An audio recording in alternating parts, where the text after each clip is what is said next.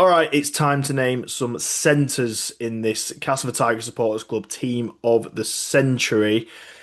We're getting a shortlist, as always, from Graham. So we've got six centres to pick from, and we're going to select a left centre and a right centre. We're going to put two into this side of the Team of the Century, and I'm excited to hear this shortlist. Actually, we've just been chatting off air.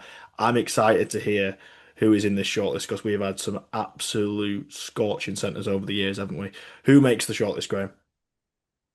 So, thanks, Ross, and I hope everybody does agree with us that it is a really cracking list. Um, there were one or two others who I could have included and maybe should have done. I don't know. That's the But beauty of a team of the century, though. You've got to be tight with it. You've got to be strict. It's a yeah, lot of players, absolutely, but you've got to get the best. Got to get the best. absolutely. So, first one on the shortlist is Arthur Atkinson. Um, he's well, for me, it was an absolute no-brainer that he was on the list. Joined the club in 1926. It actually played for the Castleford club that was not a professional club just before it, and he was a late starter. I read a story about him um, coming off a shift with Pitt and saw cast training, and somebody went, "He's a big lad," type of thing, and he ended up training and borrowing some kit to train with him. But during his career, 431 appearances, 157 tries, 230 goals, and a drop goal for a massive 933 points. Um, Centre and captain at Wembley in 1935, partnering Bernard Cunliffe. And the second one on the short list is the other centre that day, and it's a guy called Jim Croston. Jim was originally from Wigan. He's a Wigan lad, and we signed him from Rugby Union after he'd been in the army. Played centre, as I say, played left centre at Wembley in 1935. Was with the club from 33 to 45.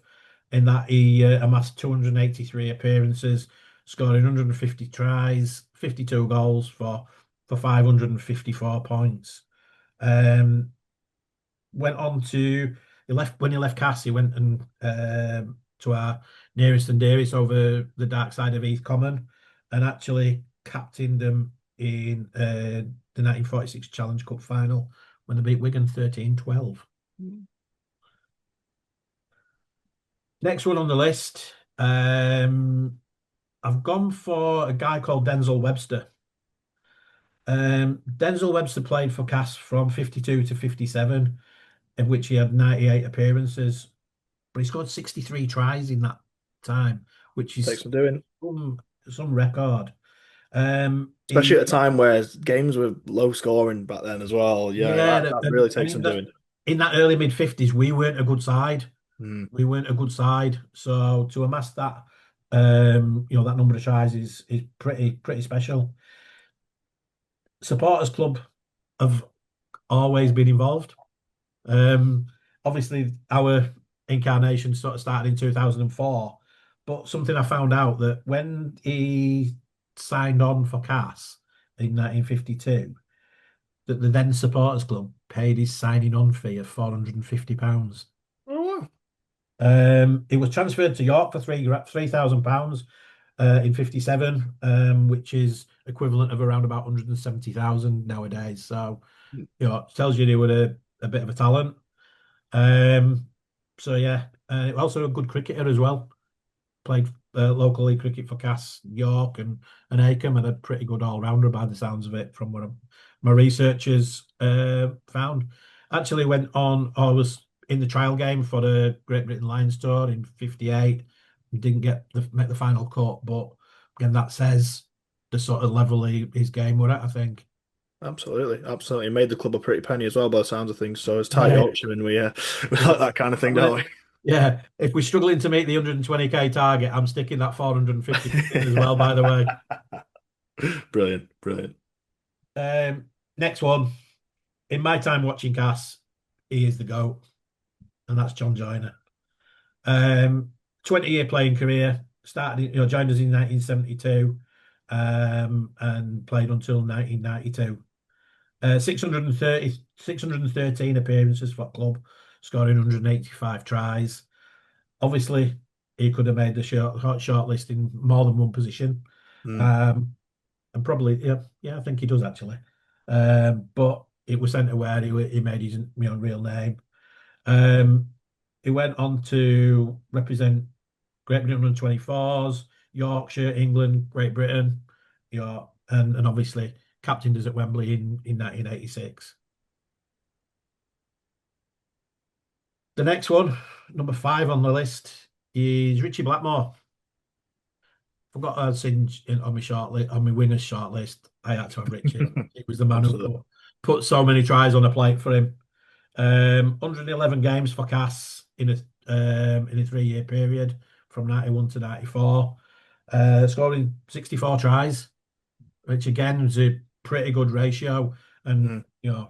in them 111 games, I haven't a clue how many he put on the plate for Singe and then a year later for when Singe had moved to Australia for Chris Smith. I think Chris ended up with like 18 or 20 tries in his first full season. So I think I might have scored about 4 playing outside him. Again, famously, he was in the 94 Regal Trophy winning side, and he was a try scorer at Wembley when we lost to Wigan in 1992. And then last one on the list, you can probably guess, Michael Shenton. 2 spells at the club from 2004 to 2010, and then from 2013 to 21. In total, 347 appearances with 161 tries. Obviously, he came through as a kid, and in 2007 made the National League Dream Team, and just went on from strength to strength. Obviously, he was not going to be a bad player if Saints wanted him, and No. to play in a grand final for Saints, and came back to us in for 2013. We actually announced it midway through 2012 and announced straight away that he was going to be captain, Mm. which was quite a bit of a statement, I think, at the time. And obviously, the rest is history. 2017 holding that league leaders trophy up high, a couple of Wembley appearances, um, just led the club in a manner that were great. Really respected by everyone. 17 league leaders shield, grand final, and a dream team appearance. I think he meant 2 or 3 dream team appearances altogether, which again speaks volumes of him. Yeah, phenomenal player. Obviously, Shenny's one of the players I can speak to as well on this. And yeah, he's funny, Shenny. I think I've said this before on the podcast. He's regarded quite rightly as one of the best defensive centres Super League have had, which is quite ironic, really, because I think he's our all-time top scorer in Super League as well. So it wasn't too bad going the other way, to be fair to No, Shenny. well, He was probably unfairly tarred with that defensive centre yeah, brush sometimes, but he was so good going both ways. Obviously, set up an awful lot of tries for Greg and Denny and what have you over the years as well. Yeah, phenomenal player. I would not want to be picking from these centres to only give 2, to be honest with you, Graham. So I'm glad it's your job. I'm glad it's not mine. I thought this would be an unbelievable list. It is an unbelievable list. Some unbelievable players are going to miss out, but that's the beauty of this. Who are the 2 centres you've selected for the CTSC Team of the Century? it's a really tough one, is this, because for me the 2 best were both right centres, Mm, but I can't I cannot leave these 2 out. They have to be in the side. And so I've gone for Arthur Atkinson and John Joyner as my 2 centres. I John think did that's play a few wise. games at 4. Yeah. So, but their records are far superior. Alongside Alan Hardesty, the greatest 3 players, record wise that we've ever had. I think you're looking at 1,000 games pretty much between them, aren't you? Which Yeah. is just Over, mad to think about, isn't it? yeah, over 1,000 games. And it's, like with Bruss, or the Arthur Atkinson nickname with Bruss. I mean, obviously he's got his face on the front of the gates. Yeah. They replaced the old wooden gates, which would for me were always that would have something that I look forward to seeing. But to see now with the picture of his face on there, is a real tribute. Found a couple of things that were interesting about about Arthur Atkinson as well. So he actually handed his a transfer request in around about 1932, Hmm. um, and he withdrew it when they signed his younger brother. Ah, little power play in the 30s, was Yeah. it? Um, for a period of time, he held the record for the longest goal kick, Yes, I 75 was going yards. to ask about this actually. Yeah, Yeah, it was actually it, I found that it was beaten. It was 75 yards in a game in 1929. We beat St Helens 20 points to 10. Then Martin Hodgson kicked one for Swinton um, that was measured at 77.75 yards. wow, wow. That's incredible, isn't it? It's It is. I mean, incredible. I'm an NFL fan, and obviously they have specific place kickers to kick goals, and that would be beyond the NFL record even now. And they were playing with a well, a leather Well, that back leather ball that was wet and essentially. heavy, and Yeah. it must have I been. guess some people will make the argument, won't they, that 75 yards on Walden Road is probably only 50, but never mind. Yeah, but if it's been measured at 75 yards, Ross, It'll do you for me. It'll do for me. yeah, absolutely.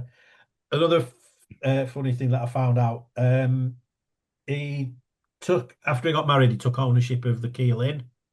And in 1937, him and his wife faced charges of selling alcohol outside licensed hours.